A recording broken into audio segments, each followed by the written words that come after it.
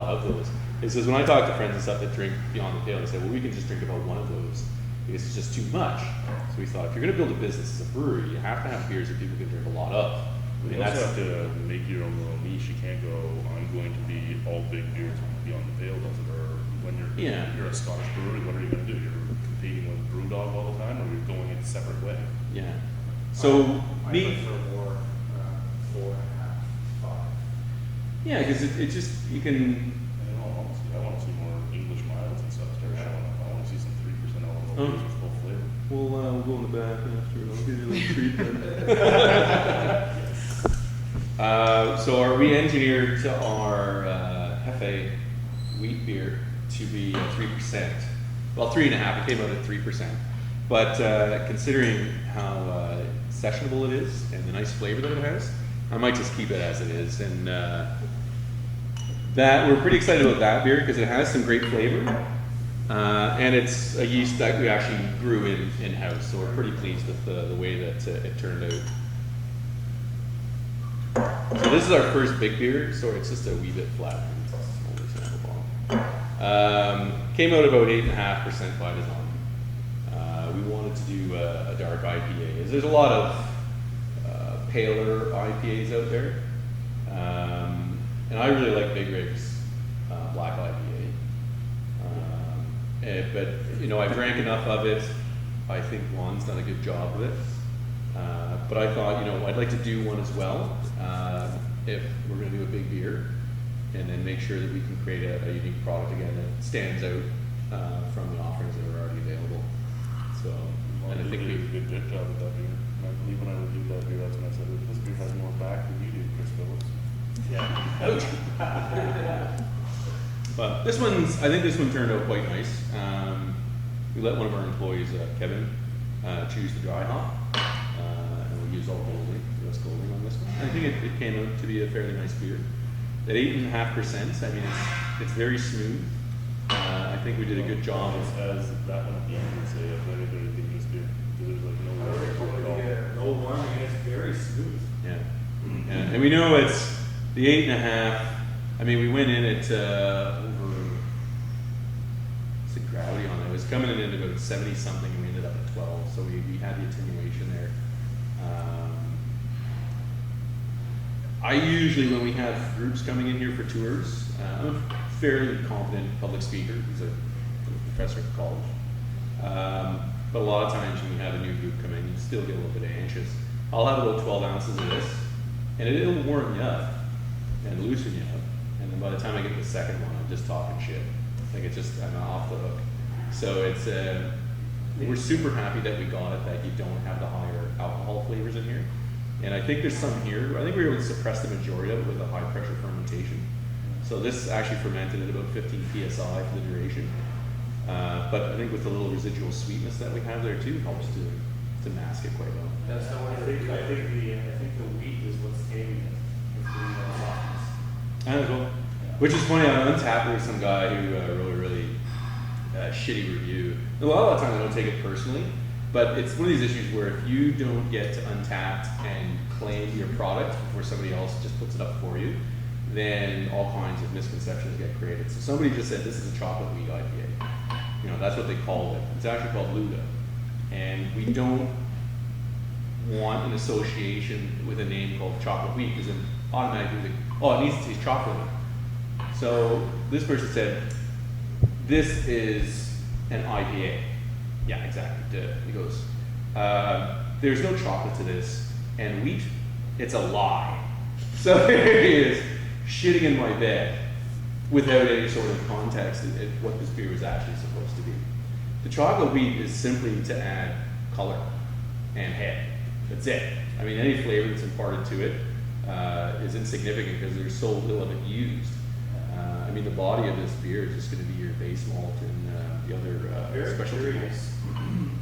The dark malt you use in this chocolate, black, whatever. It's a dark malt. It's just so it's dark wheat, and we have chocolate wheat in here. The midnight wheat or whatever called it.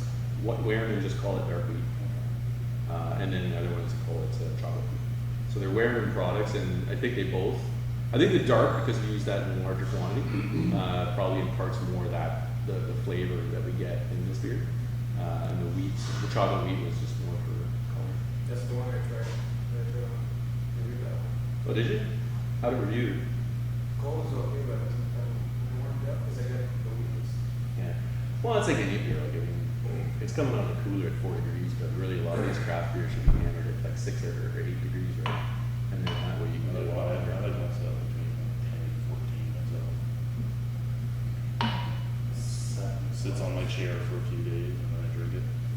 That's why I pulled some of these out so we could. What's this? But yeah, I mean, we usually, for the most part, just add into the bottom. Yeah. That would be all everything else. Did I get the? I'll open it anyway. So, is our IPA. Just start the hour timer, it's rolling now. Okay, cool beans. Do you want to take your lunch? Sure. All right. Keep them working.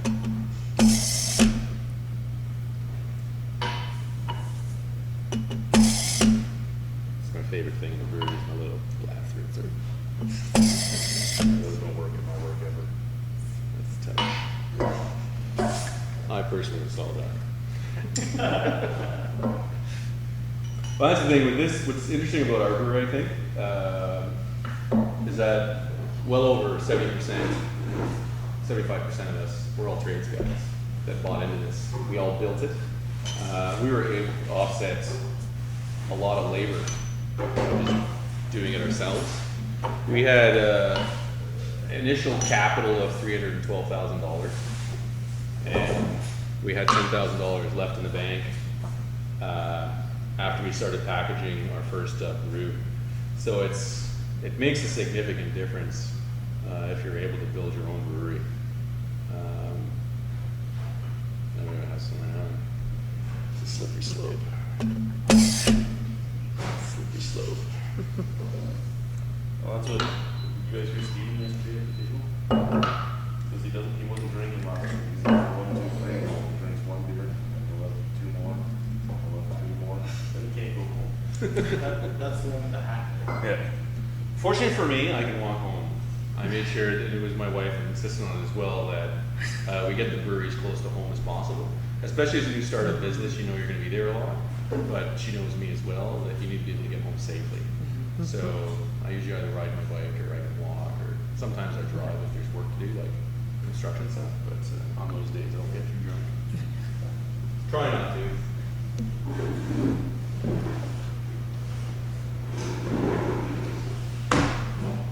Okay, Pro 32 Pro. So the OPA is our IPA. Are you using it as slang that's being used, tossed around right now, Ontario Pale Ale?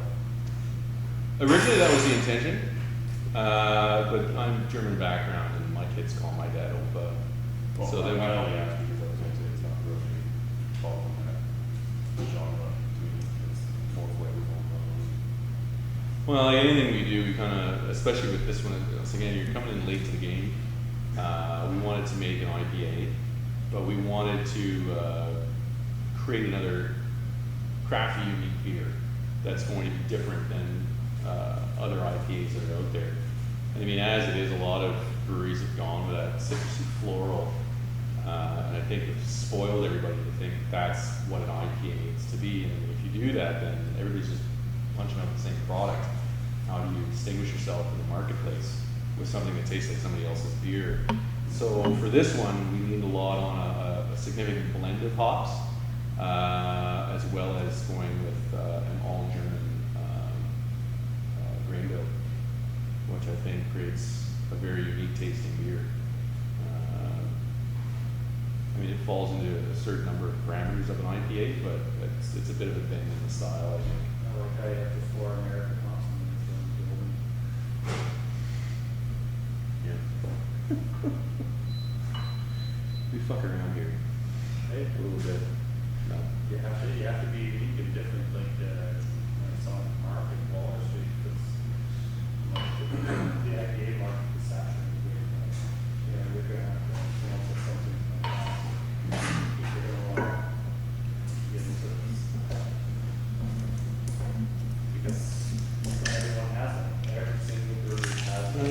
everybody's starting to list towards the Saison, Belgium, you know. Yeah. So I mean, that's why for us, you know, looking at maybe some other styles, like I want to do a Belgium this year. That's why I thought it was a good idea to push Mont around. Like that's going to be unique for a while. Not a lot of people are going to do it, and it worked out well for us. We're Rhinos, English miles. Yeah, I might do an English mile because It's not on the market as like a special player. There's lots of ESBs, there's just none of them are actual ESBs. yeah, I mean, so when we looked at our pucker and we looked at how could we sort of frame it, I mean, if you look at an ESB, it falls into a fair number of the parameters for that style, other than the fact that it's 101 IBU. I mean, if we dialed it back to like 35 IBU, then there you go. But so UFO is just unfiltered Oprah. If you want, you could probably sample it right off the fermenter because it's carbonated, it's unfiltered, and that's our latest batch.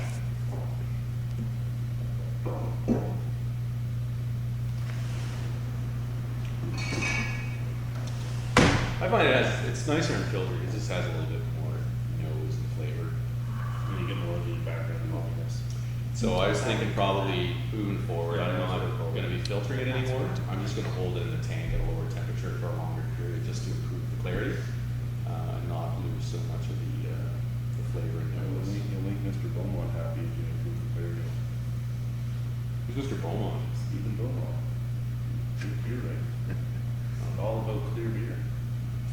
Nobody has clear beer anymore. So go fucking drink. Well, that's blue. Fuck. That's been his big pocket for the last 3 or 4 weeks. The beer tastes good. Yeah, most of the time when we try the beers that are unfiltered, we get that extra flavor to the mass. Like, I mean, really, you could probably sit in this beer for 3 or 4 weeks and get the clarity up to bright beer. But at the end of the day, it's a small business. You can't have beer sitting in your tanks that additional period of time, otherwise